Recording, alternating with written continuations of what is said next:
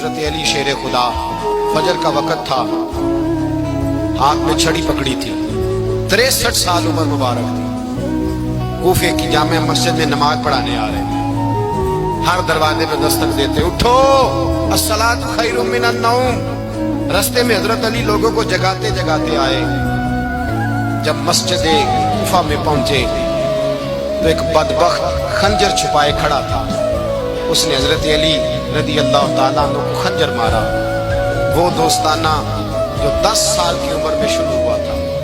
جب شیر خدا کو خنجر لگا تو پتہ لفظ کیا تھے؟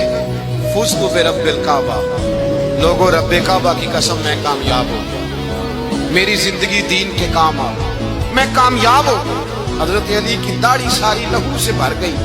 حضرت شیر خدا فرمایا کرتے تھے، ایک دفعہ میں بڑا بیمار ہوا، میرے سے اٹھ کے کھڑا نہیں ہوا جاتا تھا، حضور تیمارداری کرنے آئے تو میں نے کہا یا رسول اللہ پتہ نہیں بچوں گا کہ نہیں۔ حضور نے فرمایا علی نہیں، تو اس وقت دنیا سے جائے گا جب تیری داڑھی لہو سے رنگین ہو جائے گی۔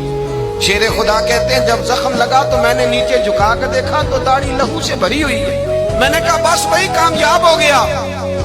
جامع مسجد کوفہ میں مولا علی نے سر سجدے میں رکھا، اور اسلام کی تاریخ کا وہ شخص جس شخص نے اپنی بچپن سے لے کر جوانی، جوانی سے لے کر بڑھاپا، اور جاتے جاتے امام حسن اور حسین کو قریب بلایا اور وصیت کر گئے، بیٹا جینا اسی کا ہے جو دین کے لیے جیے، بیٹا مرنا اسی کا ہے جو دین کے لیے مرے، جس دھج سے کوئی مقتل میں گیا وہ شان سلامت رہتی ہے، یہ جان تو آنی جانی ہے، اس جان کی کوئی بات نہیں۔